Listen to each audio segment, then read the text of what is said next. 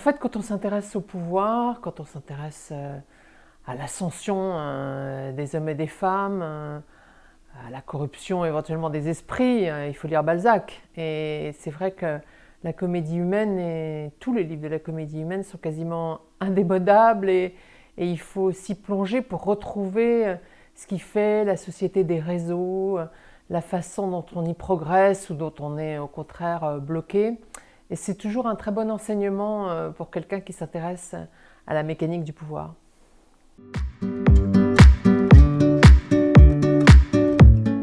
Un bon livre politique, c'est un livre qui permet de comprendre pourquoi on cherche tant à représenter les autres, pourquoi on cherche tant à diriger un pays et à le conquérir. À cet égard, je trouve que le livre qui est sorti récemment, Le Mage du Kremlin, de Giuliano d'Ampoli, est formidable.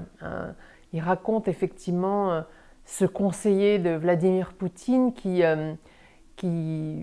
accompagne l'ascension du président russe, qui observe son durcissement et ses dérives et qui ne peut pas les empêcher.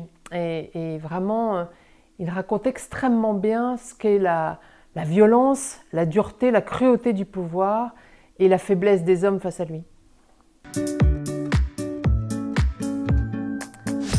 C'est toujours une institution et un moment important parce que ça distingue un livre qui soit a marqué l'année, soit qui dans quelques années justement la représentera et sera un peu son symbole.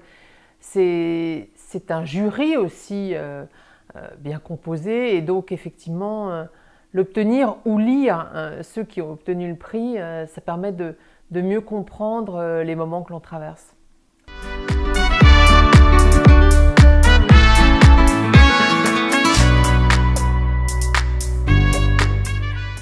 Il est certain que les réseaux sociaux ont complètement bouleversé la donne.